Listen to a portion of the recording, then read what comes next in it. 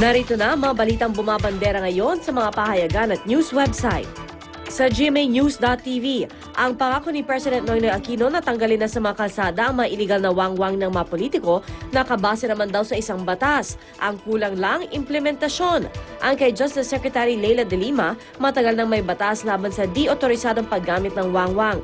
Ang Presidential Decree 96 na napirmahan pa noong panahon ni Pangulong Marcos. Ang kulang lang daw talaga para matigilan na ang hindi otorisadong paggamit ng mga wangwang ang political will na ipatupad ito.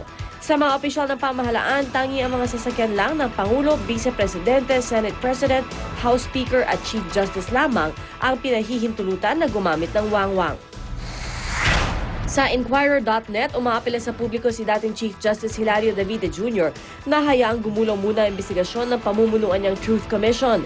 Binuo ito sa utos ni Pinoy na siyang mag-iimbestiga sa kaliwat kanang alegasyon ng katiwalian na kinasangkutan ni dating Pangulong Gloria Arroyo.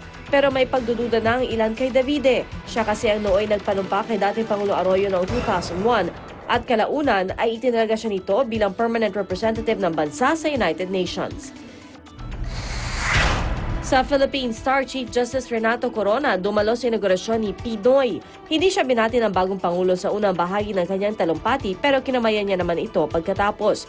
Hinawakan din ni Pangulong Noy ang siko ni Corona bago siya bumaba ng stage. Ayon naman sa PIO ng Korte Suprema, dumalo si Corona sa inaugurasyon hindi dahil sa personal na kapasidad, kundi bilang pinuno at kinatawan ng kataas-taasang hukuman na nagbibigay respeto sa tanggapan ng bagong luklok na presidente. At yan ang banner stories ngayong araw ng Huwebes. Good morning. Good morning, Arnie. Bakit kayo dumaan kanina? Nakabalong? Oo nga eh. Ano kaya yun? Nagyosi pa talaga. Oo nga eh. Buti lumabas na sa gazebo na siya ngayon. At good morning ulit mga kapuso. Back to work na tayo after ng ating national holiday kahapon. Kaya kilos-kilos na. Sabayan natin ang bagong energy ng mga nabuhay ng loob dahil sa ating bagong Pangulo. Kaya agahan natin ang pagpasok. At para hindi tayo malate, alamin natin Magwangwang kung may tayo. kalsada tayo. Dapat iwasan ay bawal ang wamong ha. Bawal! Dahil sa traffic. At tutulungan tayo si Laban Nobel. Good morning, love!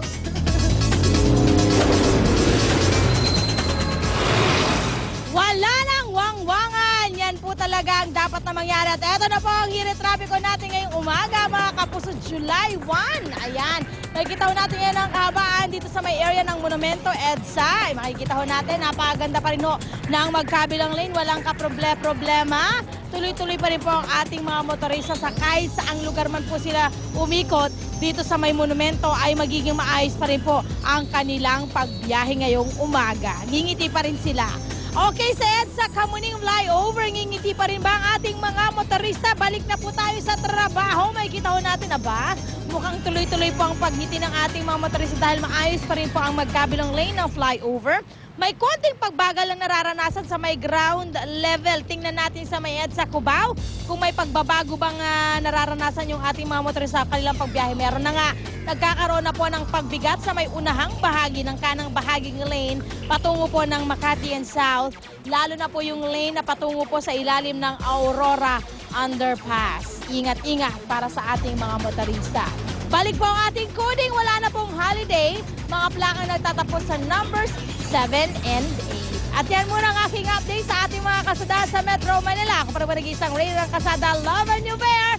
Of course, sayawan natin ang morning ends. Mama, John and everything. Balik ko tayo sa studio.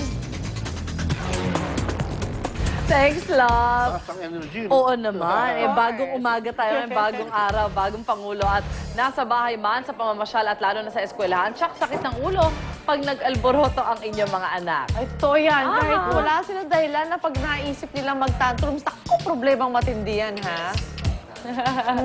Kaya ang tanong dyan, paano ba natin papakalmahin ng bata ng tantrums? Di ba, Arn? O, syempre, ano gagawin? Eto, watch this. Super kulit plus super pasaway equals tantrums ng inyong kiddos. Usually, ang tantrums nangyayari sa mga bata with ages 3 to 6. Yan yung mga times na gumagawa sila ng eksena to get your attention or most probably because they're also feeling some kind of discomfort. So, pwedeng gutom sila, pwedeng inaantok, or pwedeng namang sama ang gising. So, Kaya mommies, be ready sa aming tips on how to handle tantrums. Una, kailangan malaman ng rason kung bakit nagtatantrums ang inyong mga anak. Kausapin ng maayos at huwag pagalitan ng bata para sa ganitong paraan, madali niyang maintindihan ang sitwasyon. Huwag rin parusahan ang mga batang nagtatantrums. Bigyan siya ng 5-minute talk at alamin ang sanhi ng kanyang tantrums. I-isolate rin siya para sa kanyang kaligtasan dahil maaari siyang makasakit o siya mismo ang masaktan sa kanyang pagwawala. At higit sa lahat, huwag sanayin sa reward system ang isang bata. Mahalagang i-appreciate ang inyong anak na hindi nagtatantrums ng walang kapalit na bagay. At dagdag paalala pa ng ating eksperto, It doesn't mean na kailangan nilang mag-throw ng tantrum if they want to get your attention. Kailangan nilang malaman na there are positive ways of getting your attention. sabi nga nila, walang problemang hindi nasosolusyonan sa pakikipag-usap. Kaya para iwas tantrums, kausapin ng malumanay ang inyong mga chikiting.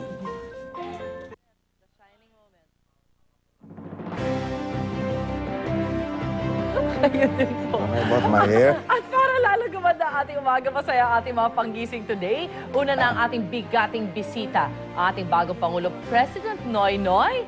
Good morning po, President Noy. Welcome po sa unang hirit. Congratulations po. Magandang umaga.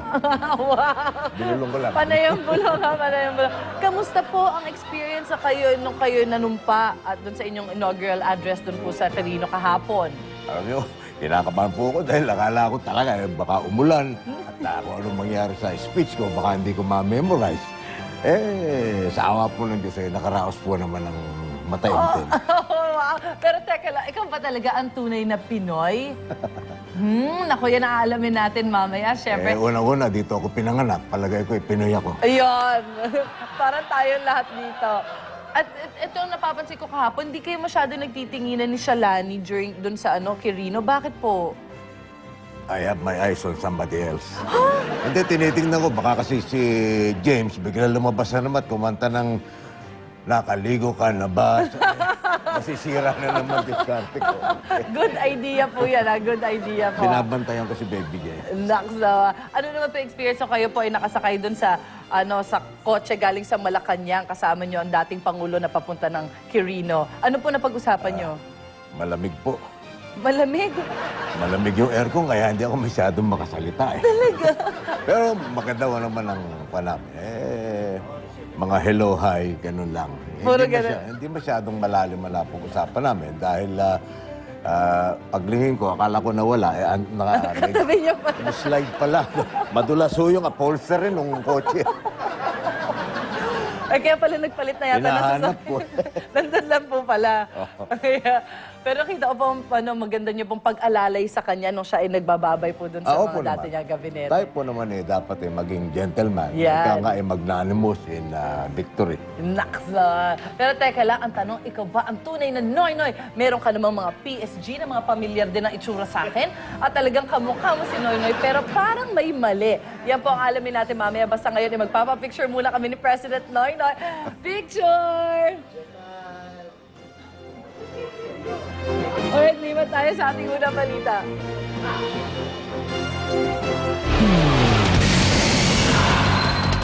Ang mga unang balita sa umagang ito. Libo-libong taga-suporta ni Pangulong Noynoy Aquino